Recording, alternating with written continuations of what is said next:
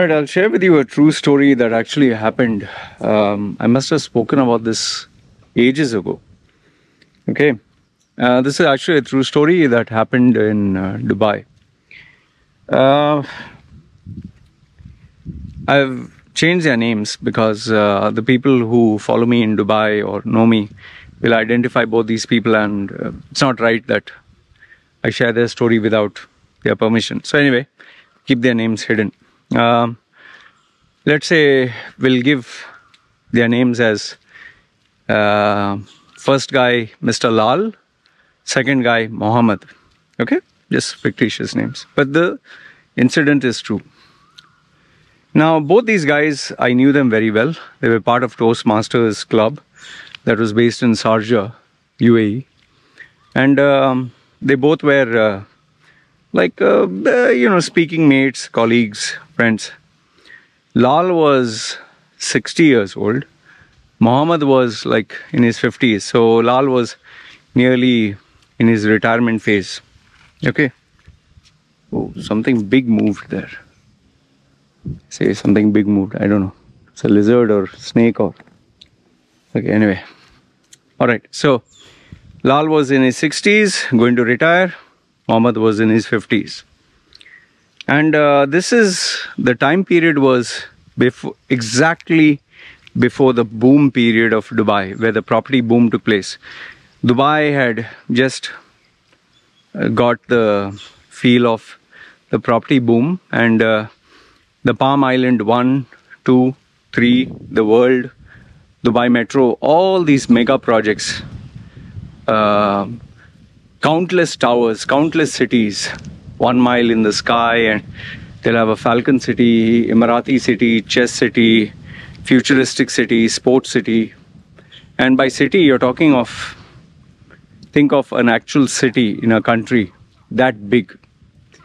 So projects were announced left, right, and center. And so many contractors, so many consultants, so many companies came into UAE. I still remember. The traffic became so much that to travel from Sharjah to Dubai, which, Dubai is the main hub for all the work, which normally used to take 45 minutes.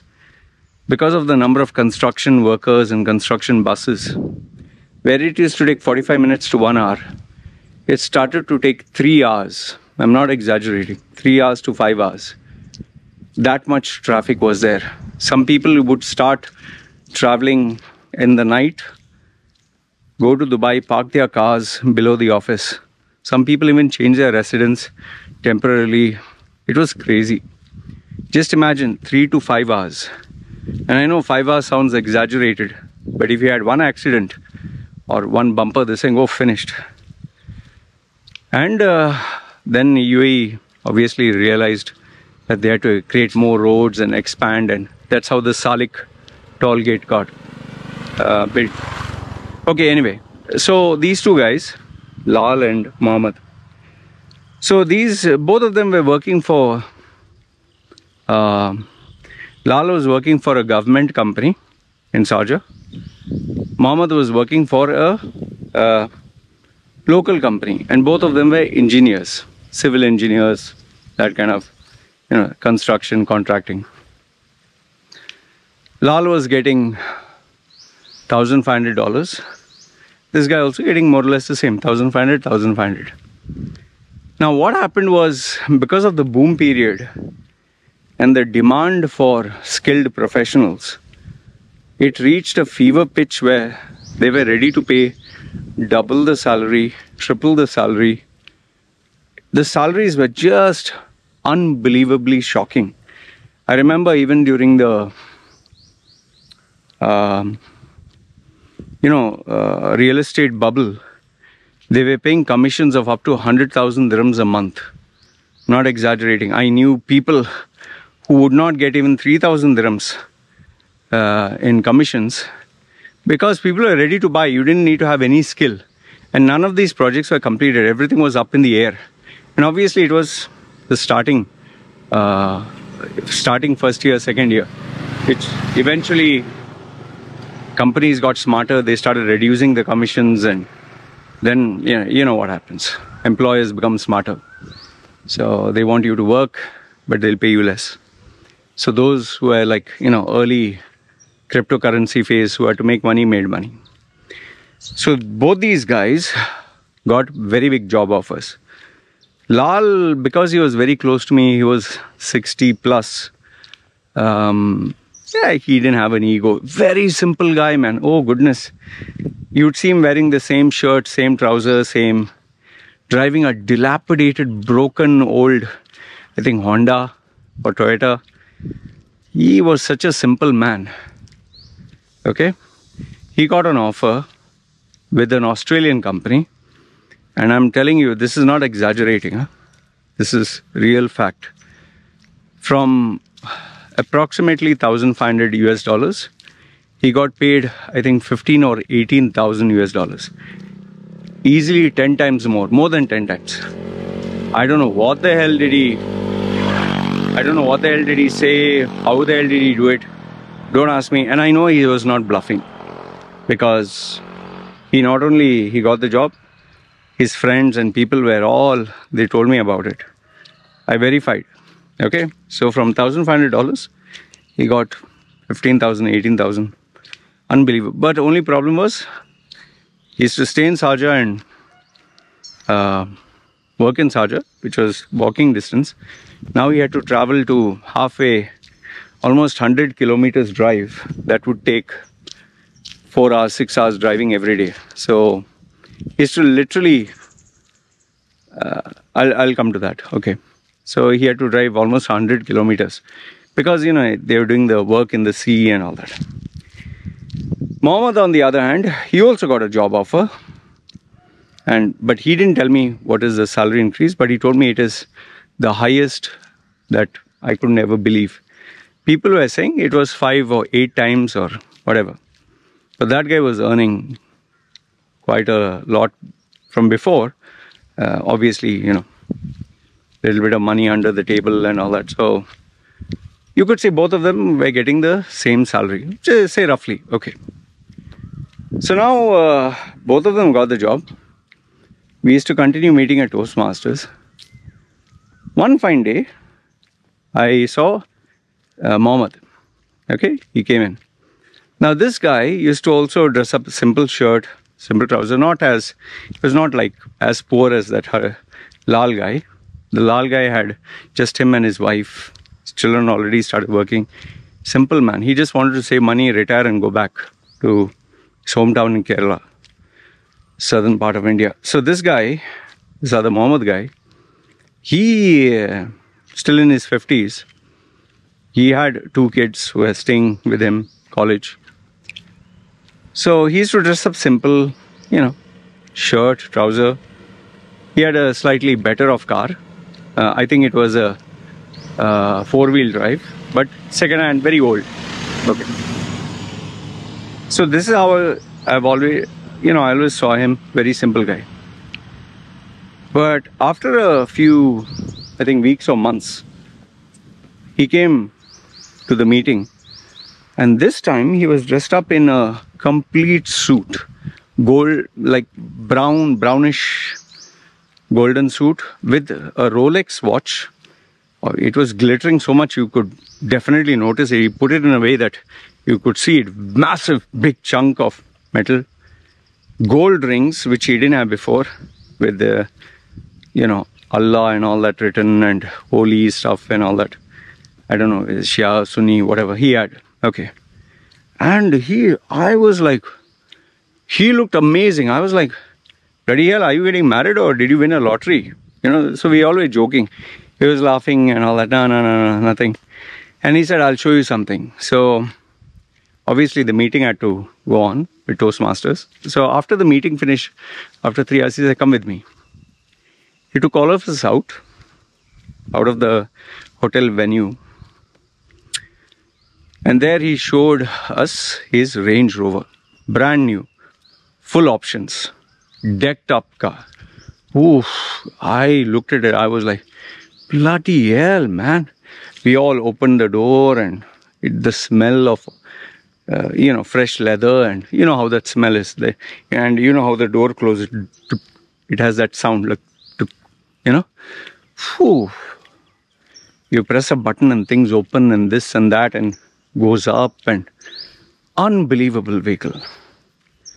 So all this was dandy and great, and everyone was complimenting him. I decided that, I'm very curious. I want to know what the hell happened. So I waited until everyone, given the pleasantries, everyone went home. And then I said, I just want to ask you something, if it's personal.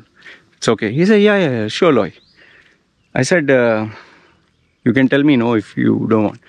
I said, what actually happened? You used to come dressed up simple, and now you're wearing all this. Like, it's incredible transformation, and I'm very impressed. Like, obviously this is around so many years ago. I was so impressed. I think 16 or maybe 16 or 20 years ago. I told him I'm very impressed. So he felt so flattered. He said, okay, because that was a hotel. So let's have dinner. Dinner's on me. I'll tell you about it. For me, free dinner, why not? So I went with him. He sat down, and he told me that, see, Loy, I have always been a simple guy. I lived a simple life and never showed off. But now, finally, I got the opportunity. And there all Goras are working, whites, Emiratis, all big guys.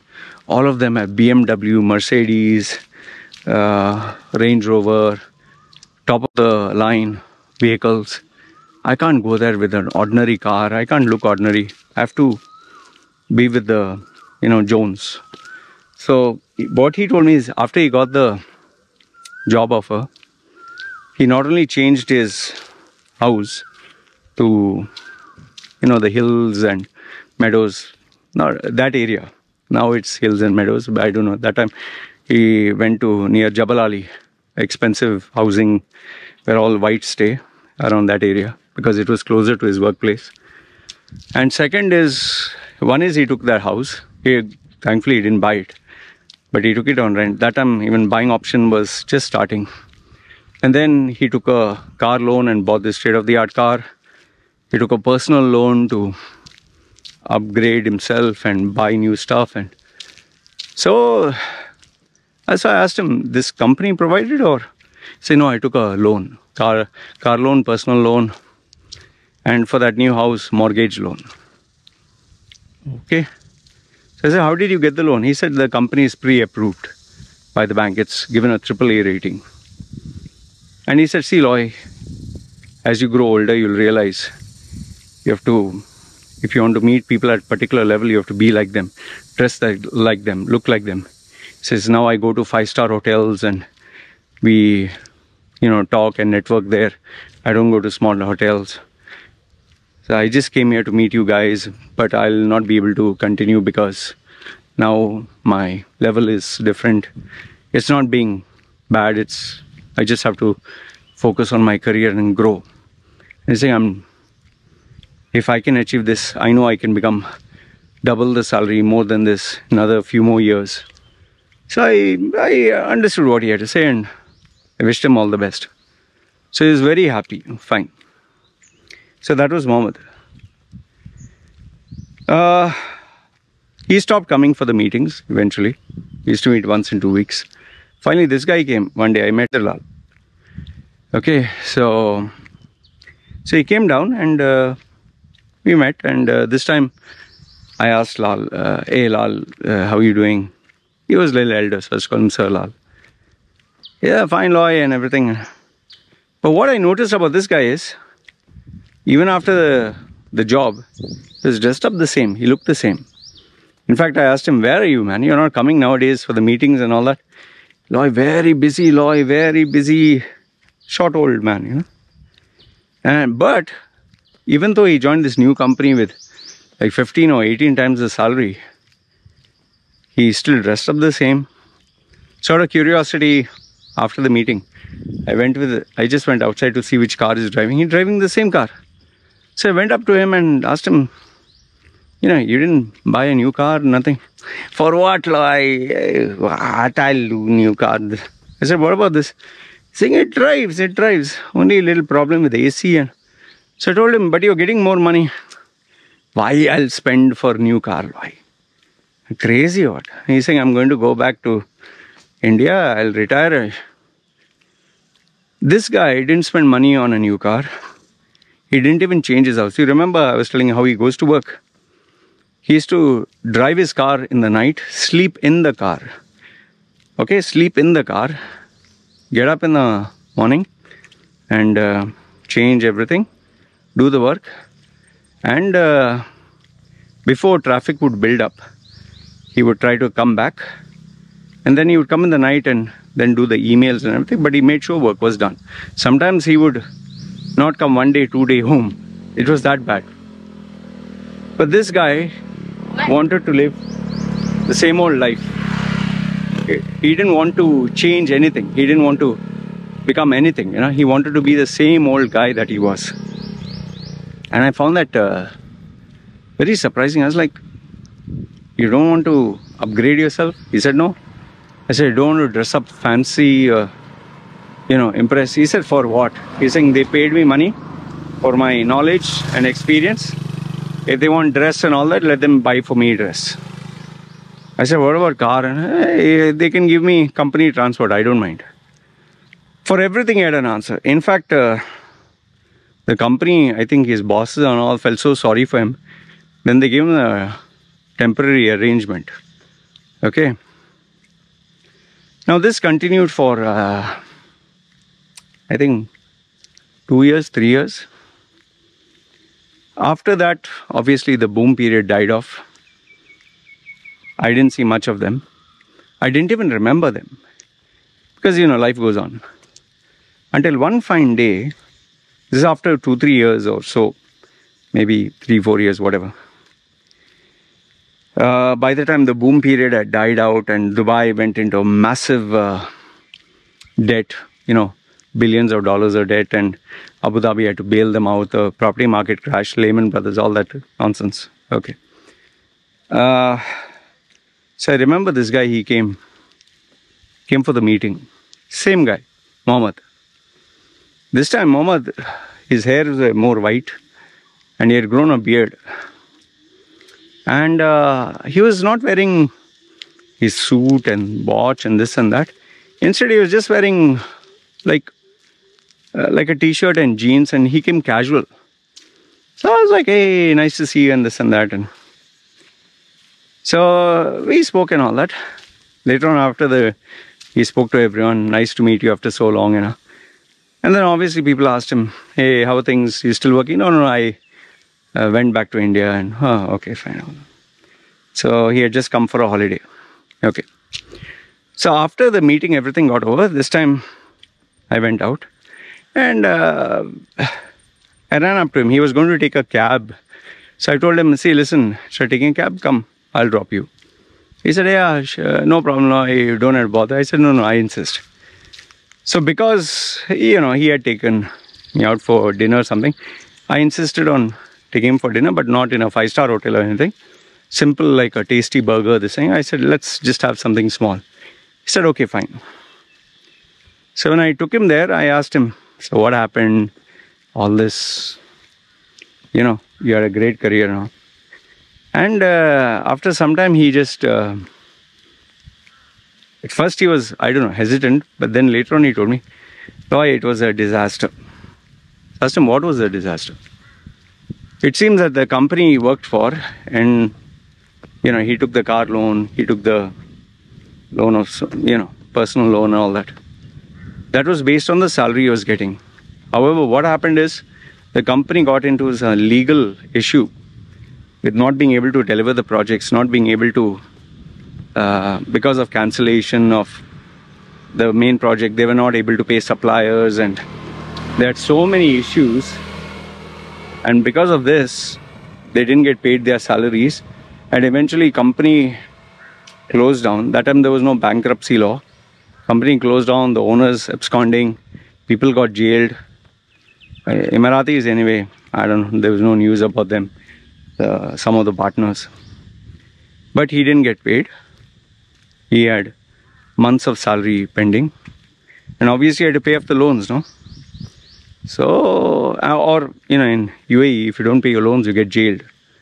So this guy ended up with a lot of legal problems, non-payment, and he ended up going to jail. And then his wife and all that, you know, his children, they got worried. They sold off their property in India.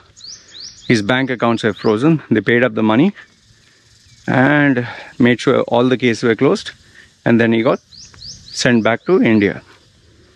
And obviously they had to fight the court case and all that. They had to pay a fine and all that.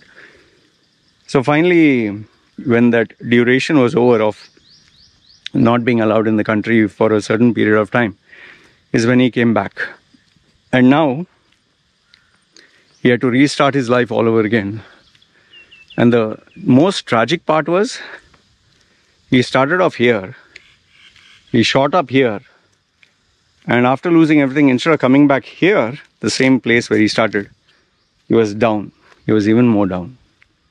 He was in minus. And the worst part is, he lost his land that he had. He had to sell it at an emergency price. Lost his house that he had built. And now his children, you know, he had to still support their... They went to college for so many years. One was doctor, one was engineer. So he had to finish their education. The family went back to India. So now he's come back and still had a few more years before 60. He wanted to get a job to make some money. And he had nothing but pain and regret. Because he was a good man. He didn't do anything wrong. He just had bad luck. So I just kept quiet. And then after I said bye to him, then I remembered that other guy, Lal. I was like, bloody hell, what about this guy? Where is he? And I started to inquire and all that. It was a little tough. Finally, I found one guy because he was part of an association. I knew one of the members there, and he got in touch and he said, oh, that guy, he worked for 2 years. And then obviously because he was past 60, they couldn't renew his visa and all that. So they tried as a freelancer, but then the government was not willing to give him an easy visa and all that.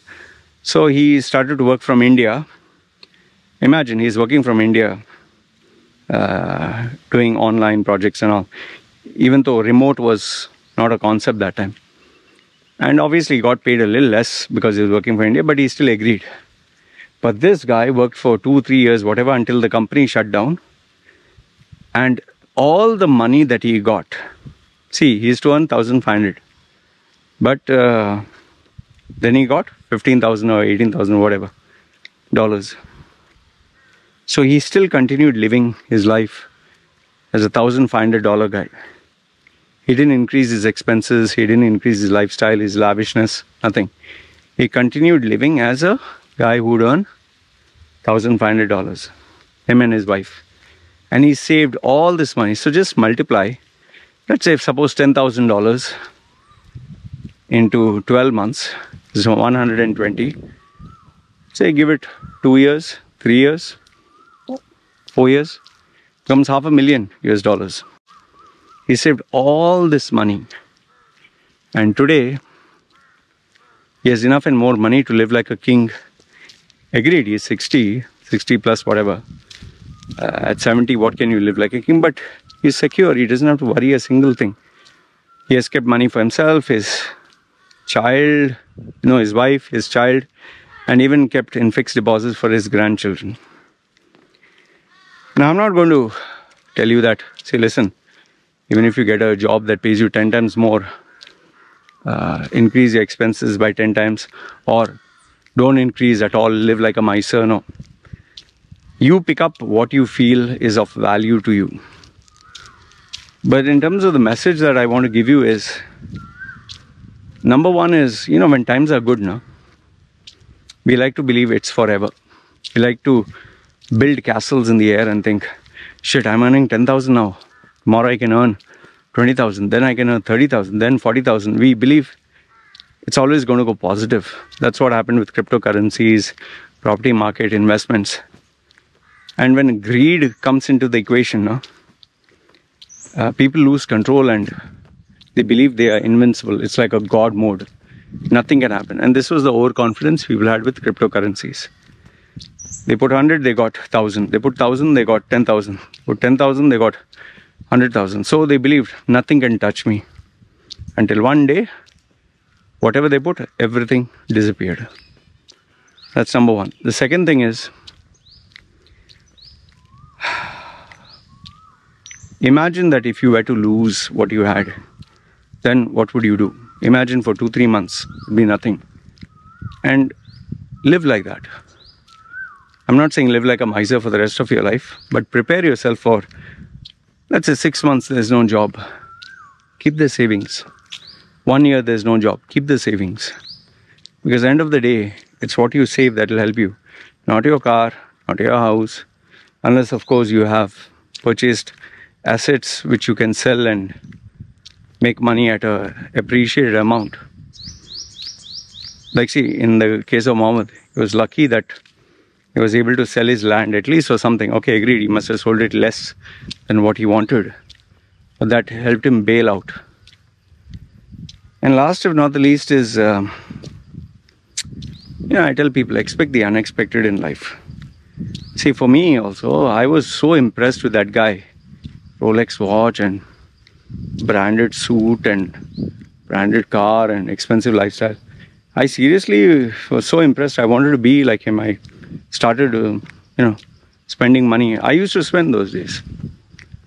Today, if you see me, what? Nothing. And when I look back on my younger days, the amount of money that if I had saved and not spent, I even spent up to 1,000, I think more than $1,000 just on perfume in a month.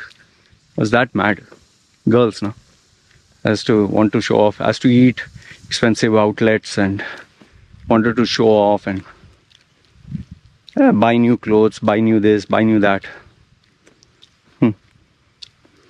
But today when I look after 20 years, 15 years or whatever, none of what I once had or I spent money on, I'm using. No use, right? So, there's one moral of the story I can leave you with is, when good days come, now, make money. Make money, like they say, make hay when the sun shines, but don't let that overconfidence get your head. Remember, when daytime comes, there's nighttime. When there's summer, there's winter. So just be careful of that. And second one is, when bad times come now, they're not going to come announced. And when they come all together in the most savage way possible. And then you'll end up even more worse than where you started. So just be prepared for that. That's all I want to leave you with. And there's a lot of learnings in this story. Anyway, let me know your thoughts in the comments below. Agree, disagree. What do you think? Alright? And yeah, if you know who these guys are, please don't mention their names. I'll obviously delete because it's not right. So don't reveal their true identities. Alright? You can send me a private message. I'll tell you yes or no. Alright? You guys take care. It's me signing off. Ciao.